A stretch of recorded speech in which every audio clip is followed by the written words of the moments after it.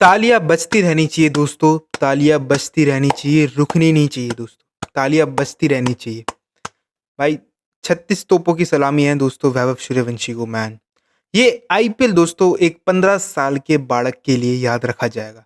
भूल जाओ भाई गिल, साई, कोहली भाई, आरसीबी सब भूल जाओ। बस एक 15 साल के बालक के लिए ये आईपीएल रिमेंबर करेंगे दोस्तों बस। जिस हिसाब से उसने इतना तहलका मचाया है, 770 रन बना दिए अपने दूसरे सीज़न में।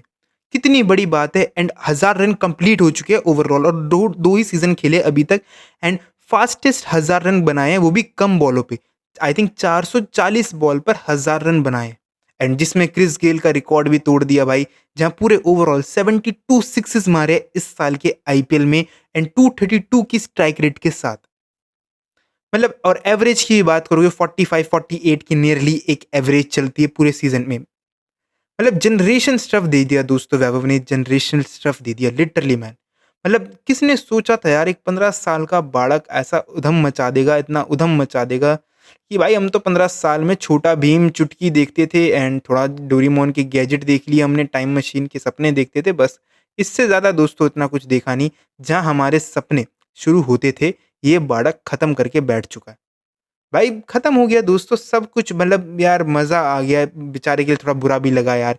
आज राजस्थान हारी, घंटा फ़र्क नहीं पड़ा मेरे को राजस्थान से, बट बेचारे के लिए, वैभव के लिए बुरा लगा।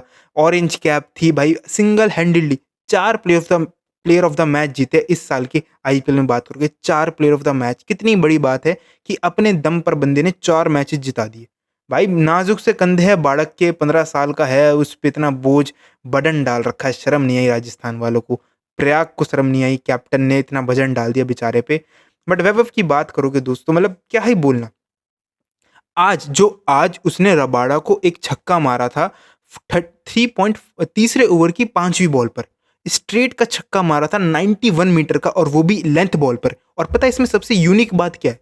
बॉल की स्पीड पता है कितनी थी? 153 केएमपीएच। समझ रहे हो? 150 प्लस की स्पीड पे, वो भी 153 की स्पीड पे बॉल आ रही है, और उस पे 91 मीटर का, वो भी सामने स्ट्रेट का छक्का मारा है लेंथ बॉल पर। डैम! और 2 शॉट खेले थे जेसन होल्डर पे, इस जैसे कि टेनिस टेनिस स्मैश नहीं खेलते, टेनिस में जब स्मैश मारते हैं, वो 2 शॉट मारे थे, एक चौका गया था और एक छक्का गया था, जिसमें डिविलियर्स कमेंट्री कर रहा था, इयान बिशप थे एंड और दूसरा आई थिंक सनील गावस्कर, 3 जने बैठे थे। भाई तीनों के मुँह बंद हो गए थे एंड इयान बिशप तो भाई मतलब इतना प्रेज़ करता है लोगों को, एक तो वो अलग बात है, पर डिविलियर्स उसने कहा कि मैं सरप्राइज़ हो चुका हूँ ऐसा टैलेंट देख के। उसने कहा राफेल नडाल होता, वो टेनिस में लेफ्ट हैंडेड खेलता ना, वो ऐसा ही शॉट मारता क्रिकेट में। भाई वो गोट बंदा, भाई टेनिस का गोट बंदा, मतलब गोट से भी ग्रेटेस्ट ऑल ऑफ टाइम बात कर लो, वो बंदे को उससे कंपेयर कर दिया एक 15 साल के बालक से। भाई जी ली दोस्तों, ज़िंदगी जी ली एंड आई विश कि भाई ये चीज़ ऐसी नहीं रुकनी चाहिए। भाई होप भाई जितना इसे ट्रेनिंग दे सको, मीडिया ट्रेनिंग इसकी डेवलपमेंट पे, क्योंकि ये भाई एक्सेप्शनल है। लिटरली एक्सेप्शनल है भाई, ये लिटरली एक्सेप्शनल है। जैसे कि मेसी का कहा जाता है कि मेसी बना ही फुटबॉल खेलने के लिए।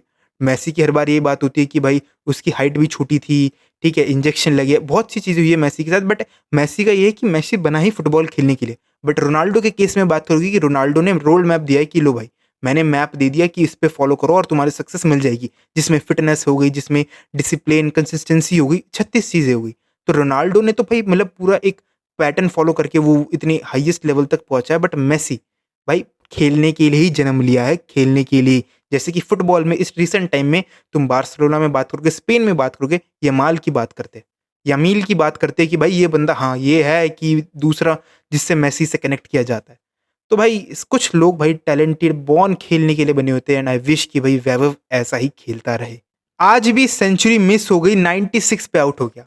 वो एलिमिनेटर में अगेंस्ट हैदराबाद 97 पे बेचारा आउट हो गया, जहाँ फास्टेस्ट सेंचुरी के मूड में था। और उससे पहले ग्रुप स्टेज पे बात करोगे अगेंस्ट एलएसजी, वहाँ भी 94 95 समथिंग बनाए थे। मतलब 3 मैच से लगातार बंदा फोड़ता आ रहा है 90s में।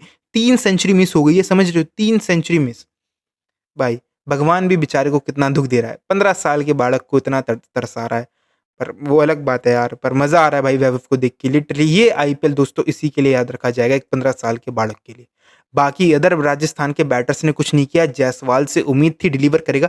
एक तो पराग को पकड़ो, इसने कौन-सा माल फूँक के टॉस जीत के कहा कि हम डिफेंड करेंगे, हम डिफेंड करेंगे। कर लिए डिफेंड, कर लिए डिफेंड। उन्हें पता है, दुनिया को सबको पता है इनका टॉप 3 इतना कंसिस्टेंट है कि कंसिस्टेंसी शर्मा जाए। ये गिल साई आउट ही नहीं होते भाई, भूल जाओ भाई। इन्होंने बेशक आज दोबारा मैच खत्म कर दिया, गिल ने सेंचुरी मार दी, पर ये काम भाई ये पिछले 3-4 साल से लगातार करते आए हैं जीटी के लिए। इनके लिए कोई बड़ी बात नहीं है, कोई नई बात नहीं है। जब से जीटी फॉर्म हुई है, जब से जीटी बनी है, इनका टॉप ऑर्डर ही मचा रहा है। 2022 से 2026 चल रहा है। कुछ नया नहीं है जीटी में, बस उनके टॉप ऑर्डर ही इतने हैवीली डिपेंड है कि मैच पूरा साइड खत्म कर दिया। तो प्रयाग का थर्ड क्लास डिसीजन था कि हम टॉस जीत के पहले हम बैटिंग करेंगे। कर ली बैटिंग, पिच थोड़ी टफ थी। अर्ली ऑन तुम बात करोगे जब फर्स्ट इनिंग्स चल रही थी, और दूसरी इनिंग्स में थोड़ी ईज़ी हो गई बैट ऑन के लिए तुम बात करो, क्योंकि दूसरी इनिंग्स में तो कुछ मूवमेंट मिली ही नहीं।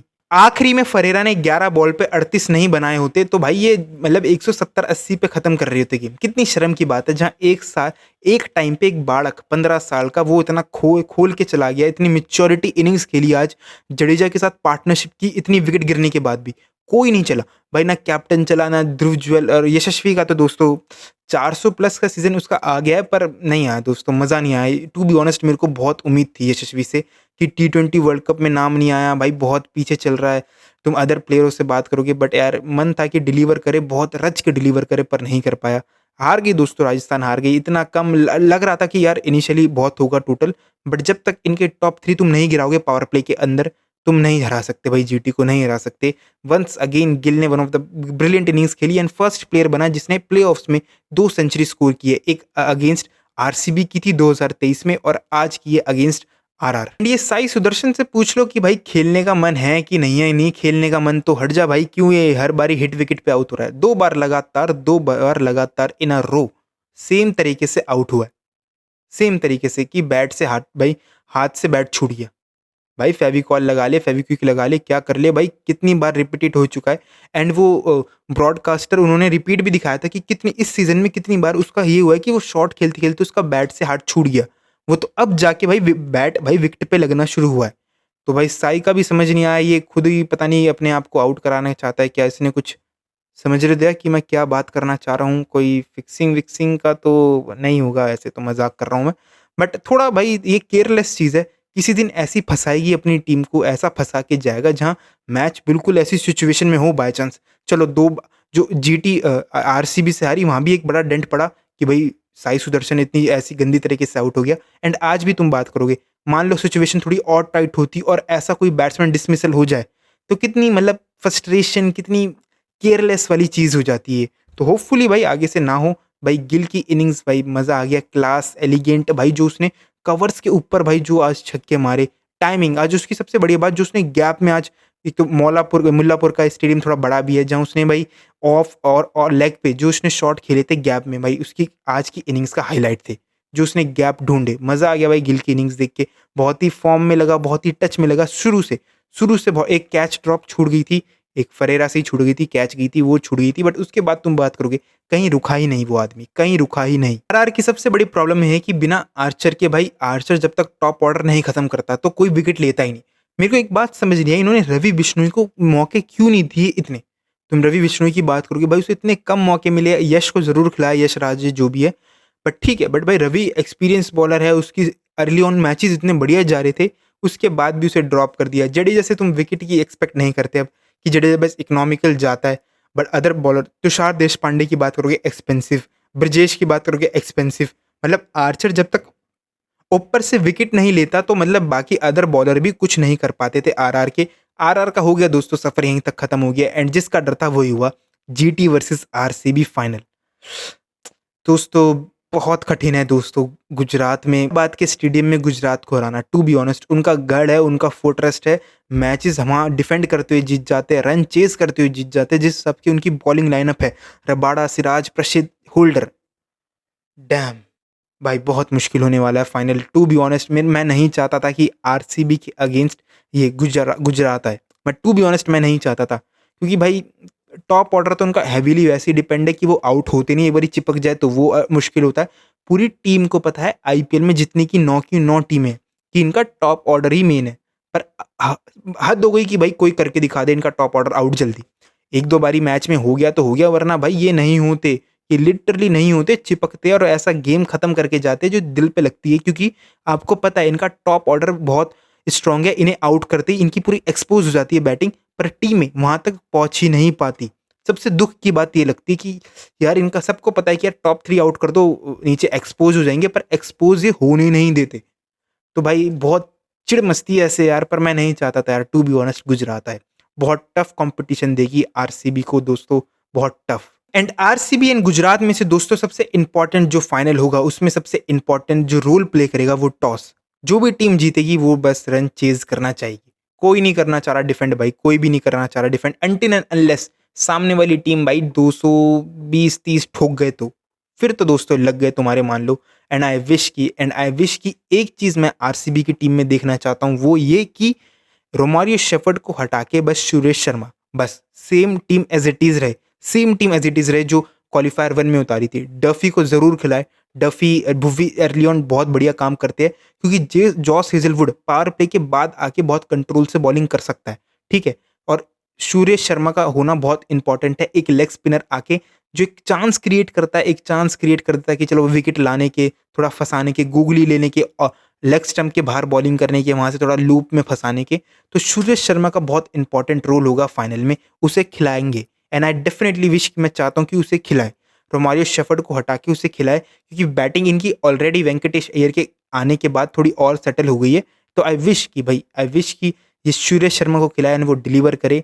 एंड भाई मज़ा आएगा दोस्तों, मज़ा आएगा। Rabada Kohli versus Gill and Bhuvi Hazlewood, भाई यार एब्सोल्युटली सिनेमा दोस्तों, मज़ा आएगा। एंड आई विश कि भाई आरसीबी अपना सेकंड टाइटल उठाते हुए दिखे।